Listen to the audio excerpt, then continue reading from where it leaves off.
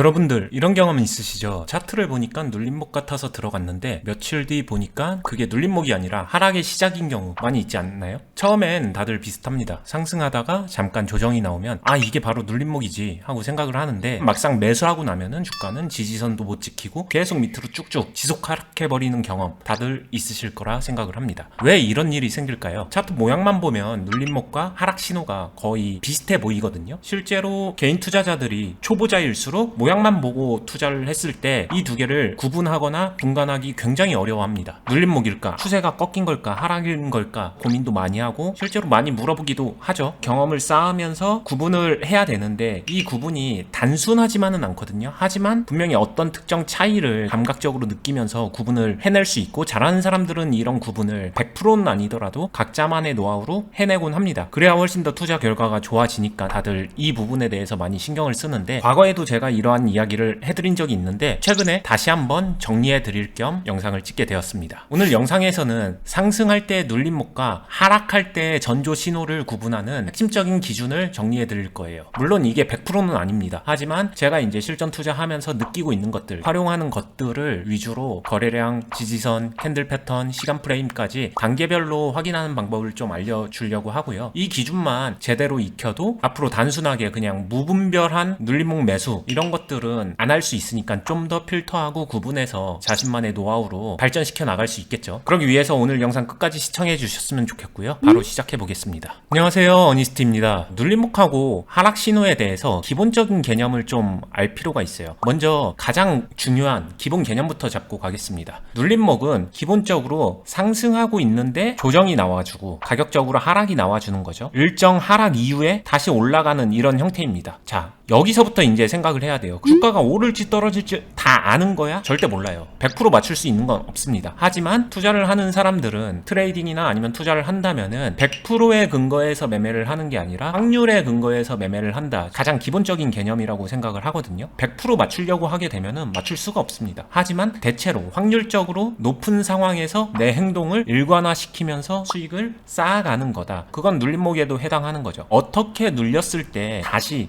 상승, 재반등할 여지가 많은지 아닌지 여기에 대한 파동적 이해가 필요하다. 이거를 좀 전제로 얘기하고 싶고요. 단순히 이런 모양만 봤을 때는 실질적으로 떨어지는 이런 하락의 모습도 이 모양을 거쳐가고요. 모양만 보면은 딱 요 파트죠. 여기서 눌리나 여기서 진짜로 하락하나 모양만 보면은 앞의 모습은 거의 비슷합니다. 모양만 보고서 구분하는 거는 확률이나 여러 가지 생각 없이 매매하는 게 아닐까 개인적으로 그런 생각이 들고요. 주어진 상황에서 어떤 상황으로 모양이 만들어졌는가 일단 여기에 집중을 해야 돼요. 중요한 건 모양이 아니라 이 상황이 현재의 현상이 파동적으로 어떻게 만들어지고 있는 것일까 어떤 상황인 걸까 이 근본적인 부분을 고민하는 거에서 출발한다. 그러려면 당연히 관찰도 많이 해야 되고 이 종목에 대해서 잘 알아야 되고 파동에 대한 기본 이해도도 있어야 되고 여러 전제가 필요합니다. 이걸 구분해낸다는 게 감각적인 것이고 다소 초보자분들이 느낄 때는 이거 너무 어려운 거 아니야? 이렇게 느낄 수도 있다는 거죠. 하지만 이 전제가 충족되지 않으면 여기서 그냥 단순하게 이분법으로 구분할 수 있는 방법은 존재하지 않아요. 어떤 조건에 충족하면은 이건 오른다, 떨어진다 이렇게 단순화할 수 없는 부분입니다. 이것부터 머릿속에서 지워야 된다. 저는 이렇게 생각을 하고요. 투자에서 어떤 경우도 단순히 이분법으로 이건 올라 떨어져로 딱딱 부러지게 정리가 되지 않는다. 이거는 기본 관점을 좀 바꿔줬으면 좋겠습니다. 이 상황이 어떻게 왔나를 이해하고 차트상에 이런 모습이 만들어졌으면은 이건 반등할 여지가 좀 있어. 이건 반등할 여지가 없겠는데 해석을 경험적으로 감각적으로 해나가면서 확률을 높여가는 거다. 그 판단을 잘 해나가는 것이다. 이렇게 생각을 하면 좋을 것 같아요. 다시 본론으로 들어와서 기본 개념인데요. 눌림목은 뭐냐? 말 그대로 상승 추세가 살아있는 상황에서 나오는 건강한 숨고르기다. 이렇게 이해를 하면 좋을 것 같고요. 주가가 직선으로 쭉 직진 상승을 하면 좋겠지만 이렇게 직진 상승하는 경우 거의 없거든요. 항상 조정을 받고서 상승을 합니다. 상승을 하더라도 이런 식으로 상승하지 그냥 갑자기 이렇게 올라가는 종목은 있기야 있겠지만 거의 대부분은 이런 건 없다. 이렇게 생각을 하면 될 것 같고요. 이런 각각의 포인트들이 눌림목이라고 하죠. 사실 눌림목이라고 말하는 것도 지나고 봤을 때 눌림인지 아닌지 알 수 있는 거거든요. 제가 예전에도 항상 이 부분은 강조했어요. 하지만 투자를 하는 사람들은 실전에서 이 뒷모습이 보이지 않는 요 순간 이때 내가 해볼만 하냐 아니냐를 판단해야 됩니다. 그게 너무 중요하다라고 보면 될 것 같고요. 이럴 때 그래도 해볼 만한 상황이나 이런 것들이 몇 가지 중요한 것들이 있기 때문에 특징을 파악하면서 체크를 하면은 좋을 것 같다, 이렇게 생각을 하는 거고요. 기준을 좀 정리를 해드릴게요. 눌림목과 하락 신호를 좀 구별하는 세 가지 축. 첫 번째는 추세입니다. 주가의 흐름, 캔들들의 방향이 지금 위를 바라보고 있는지 아래를 바라보고 있는지를 보면은 이거는 대략 알 거예요. 아래에서 위로 지금 주가가 흘러가고 있는지 위에서 아래로 내려가고 있는지를 이거를 잘 체크해 보면은 추세 파악은 어렵지 않습니다. 두 번째가 에너지라고 말할 수 있는데 힘이죠. 거래량. 결국에는 거래량, 힘 자체를 느껴야 된다. 생각해 보세요. 이렇게 올라갔는데 주요 구간에서 버텨줘야 다시 올라갑니다. 그럼 여기서 버텨주려면은 이 안에서 매수세랑 매도세가 공방을 벌이겠죠. 이 공방이 클수록 위험해질 수 있죠. 여기서 큰 힘이 작용하면요, 무너질 수도 있어요. 상대적으로 여기서 크지 않은 힘이 생겨야 다시 올라갈 여지가 생깁니다. 거래량이 줄어야 된다는 얘기죠. 큰 싸움이 나게 되면 얼마든지 무너질 수도 있어요. 변수에 의해서 아니면 여러 가지 이유에 의해서. 근데 진짜 잘 가는 종목이라고 함은 매도하려는 매도세 자체가 작기 때문에 여기서 매수하려는 사람은 많고 매도하려는 사람은 적습니다. 그러다 보면은 파는 족족 매수가 들어오면서 그 정도만 체결되기 때문에 여기서 되게 많이 흔들리거나 그러진 않아요. 강하게 흔들리지 않는다. 주요 구간에서 버티는 모습은 딱 그게 느껴집니다. 근데 여기서 주요 구간에서 위태위태한 모습은 여기서 이런 식으로 막 흔들어대요. 흔들어대다가 결국에는 버텨내서 올라가기도 하지만 결국에는 쭉 무너지기도 하거든요. 깔끔하게 버티는 거랑 되게 위태위태하게 설령 버틸지언정 이 두 개는 분명히 근본적으로 차이가 있다, 이렇게 생각을 하셔야 돼요. 파동적으로, 상황적으로 A의 상황이 훨씬 더 깔끔하게 버티는 겁니다. 눌림목 매매를 할 때는 B의 상황을 하고 안 하고는 개인의 선택이지만 A가 B보다는 확률적으로 훨씬 더 높다. 여기에서는 논란의 여지가 없을 거라고 생각을 해요. 그렇기 때문에 깔끔하게 버티려면은 거래량 자체가 당연히 공방이기 때문에 생기지만 너무 위태위태하게 생기진 않는다. 이 현상을 많이 보면서 눈으로 담아두는 게 좀 필요하다 생각을 하고요. 세 번째는 가격 위치예요. 결국에는 주요 가격, 모든 종목은 어떤 가격을 만드는 동안에 주요 지점을 넘어오면서 만들었습니다. 주요 가격대를 돌파하면서 만드는 거죠. 상승을 했으면은 상승하다가 어떤 구간에서 막히는데 조정받고 다시 여기를 뚫어주고 조정받다가 다시 올라가고 이러면서 주요 구간들을 항상 돌파하면서 가거든요. 여기서 파생되는 게 M파동이 나오죠. 이런 현상들이 나오는데 M파동에서 주요 지점이나 이런 것들이 왜 중요하다라고 말을 하냐면은 사연이 많아서 그래요. 매물대라고도 말할 수 있고 아니면 여러 가지 이해관계가 얽혀있는 특정 가격 구간입니다. 이거를 단순히 어떤 가격 하나로 딱 정의할 순 없어요. 하지만 요 부근에서는 사연 많은 사람들이 굉장히 많이 생기는 거예요. 돈과 관련된 사연이 많다라는 거는 여기서 이해관계적으로 특정 행동을 추가적으로 할 확률이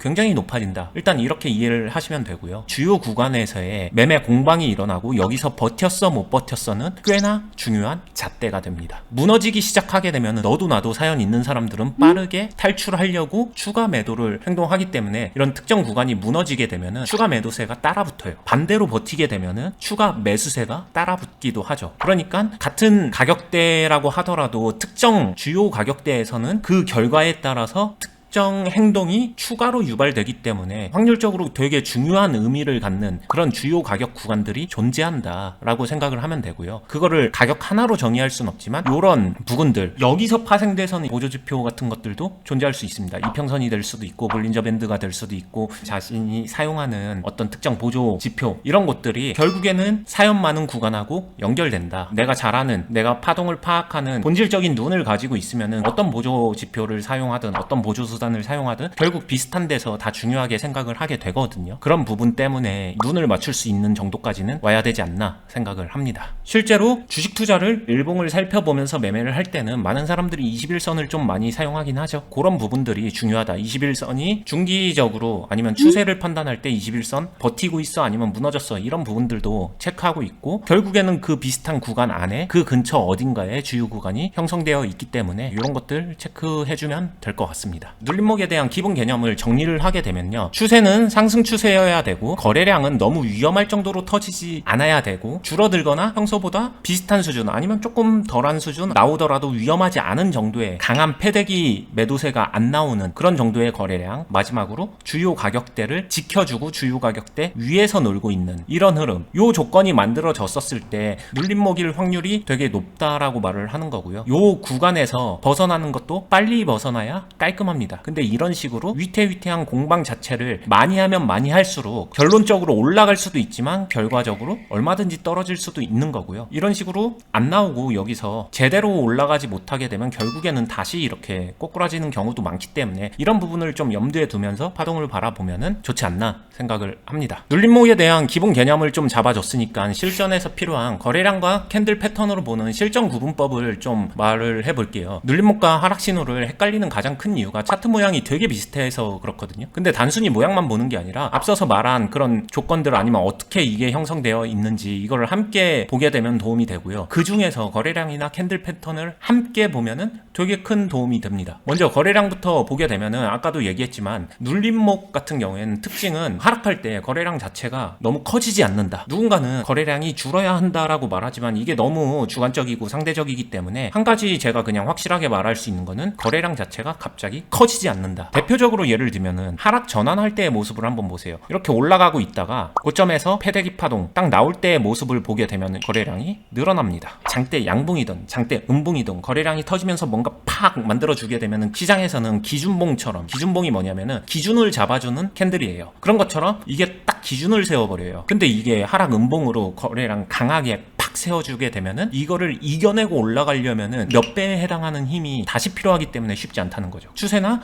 분위기, 투자 심리 이런 게 대체로 꺾일 수 있기 때문에 이 부분 거래량이 그래서 중요하고 캔들하고 어떤 식으로 같이 어우러지는지, 거래량이 많이 터졌지만 캔들 자체가 별 의미가 없으면은 회전이 많이 됐나 보다 이렇게 볼 수 있지만 거래량이 많이 터진 상태에서 장대 음봉을 꽂아버리게 되면 이건 해석이 완전히 달라질 수 있는 그런 것이다. 거래량과 캔들의 패턴 이것들을 좀 함께 보면서 상황 케이스를 많이 눈에 익혀두면 좋을 것 같고요. 눌림목 파트에 해당하면은 여기가 특정 지지선 주요 가격 라인이라고 할게요. 쭉 올라온 다음에 여기서 이런 식으로 내려왔다가 이렇게 올라간다라고 했었을 때 요 부분이요, 하락하는 과정에서 시간 조정과 어느 정도의 가격 조정은 건강한 조정입니다. 들숨 날숨처럼 숨을 이렇게 쉬기만 할 수는 없잖아요. 뱉기도 해야 됩니다. 어느 정도의 조정은 굉장히 건강하고 추가 상승을 위해서 반드시 필요한 조정, 이렇게 볼 수 있는데 요 파트에서 장대 음봉, 너무 강한 거래량 이런 것들을 좀 예의주시하면서 그런 게 안 나오는지 이런 것들 위주로 좀 살펴봐주면은 실전에서 이런 케이스를 구분하고 이해하는데 좀 도움이 되지 않나 생각을 하고요. 영상 한번 보고 딱 이론만 알고서 모든 걸 구분하면은 너무 쉽겠죠. 진짜로 구분되고 감각적으로 딱 느껴지고 확률적으로 이거는 지금 유리한 상황이야 아니야 이런 정도까지 되려면은 연습도 많이 해야 되고 관찰도 많이 해야 되고 스스로 통계도 내봐야 되고 많은 게 필요합니다. 훈련을 좀 많이 하셔야 돼요. 그리고 훈련할 때 혼자 하기 어려우신 분들은, 열심히 할 의지가 있다 이렇게 하신 분들은 제 관점에서 제가 알고 있는 것들은 많이 알려드리고 있으니까 저희 훈련소에 같이 오셔서 함께 훈련해도 좋다고 생각을 하고요. 대신에 훈련을 그냥 아무나 자유롭게 이렇게 하면은 전혀 컨트롤이 안 되기 때문에 열심히 하려고 하는 전제가 있으신 분들, 의지가 있으신 분들에 한해서 같이 훈련을 하고 있으니까 원하시는 분들은 훈련 신청도 해주시면은 도와드릴 수 있으니까 참고하시면 될 것 같고요. 다시 이제 본론으로 들어와서 눌림 상황에서의 현상들을 많이 파악하자. 결국에는 일봉에서 얘기를 하고 있지만 실전으로 들어가게 되면 이 일봉의 흐름은 분봉에서 만들어집니다. 분봉에서도 같은 맥락으로 주요 구간들, 일봉에서랑은 다른, 상대적으로 중요성은 조금 다르지만 분봉에서도 주요한 지점들이 지속적으로 생기고 파동이 나올 때마다 주요하다 아니다 뭐 이런 것들을 버텨냈다 무너졌다 이런 것들이 계속 생기잖아요. 일봉을 만들고 있는 분봉들 흐름이 연속적으로 이어지면서 최종 일봉 흐름을 만드는 거기 때문에 빠른 타이밍에서의 어떤 분위기 파악이나 이런 것들은 분봉을 통해서 해주는 게 좋다. 시간 프레임별 입체적인 관찰이나 해석, 요거는 실제로 매매할 때 그게 주식이든 비트 매매든 기본적으로 필요하다라고 생각을 하니까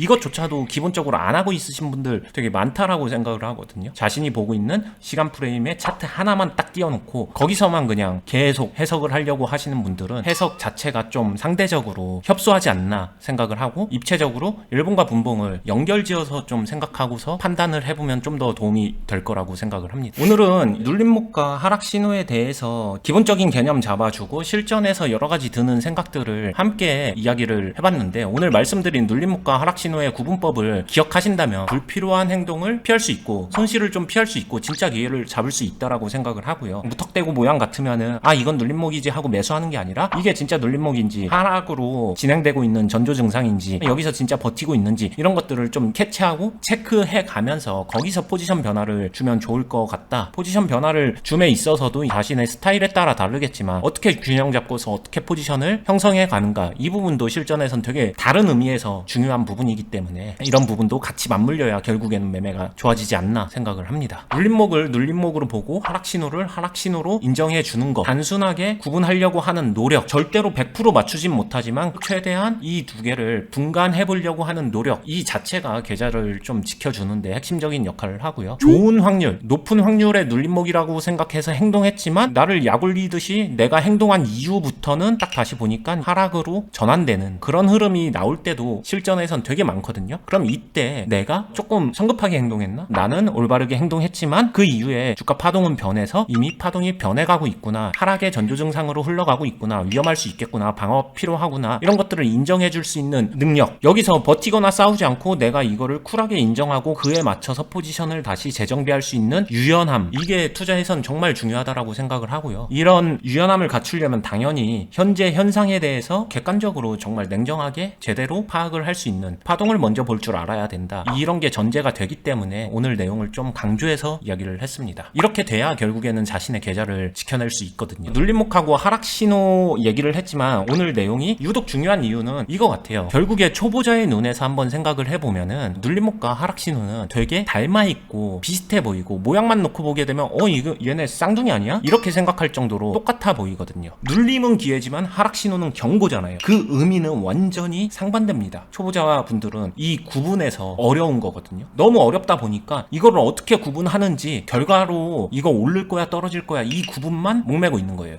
근데 실제로 투자에서는 거의 대부분의 모든 것들이 그렇게 단순히 이분법으로 구분할 수 없다, 그 관점부터 본인 스스로 진짜 바꿔야 된다. 이게 눌림이 되고 이게 하락의 신호가 되는지, 단순해 보이는 구분 자체 이 안에는 이걸 해내기 위해서 생각보다 꽤 많은 요소가 채워지고 전제로 충족돼야 된다. 그래야 이제 보는 눈이 생기고 이게 구분이 되기 시작한다. 단순히 말 몇 마디로 이렇게 하면 구분됩니다, 이렇게 단정 지을 수는 없는 노릇이다. 이것만 알아가도 앞으로 투자 생활에 정말 많은 밑거름이 될 거라고 생각을 합니다. 이걸 채워가기 위해서 당연히 치열하게 노력하고 많이 공부하고 경험도 채우고 실전 경험도 하면서 어려운 부분, 케이스적인 부분, 이런 것들을 많이 데이터를 채워가면 좋을 것 같아요. 오늘 영상도 도움이 되셨으면 구독과 알림, 좋아요 부탁드리고요. 다음 영상에서 더 좋은 영상으로 찾아뵐 테니까 여러분들 투자 흔들리지 않는 매매로 계좌가 항상 건강해지고 성장하는 투자자가 되었으면 합니다. 감사합니다.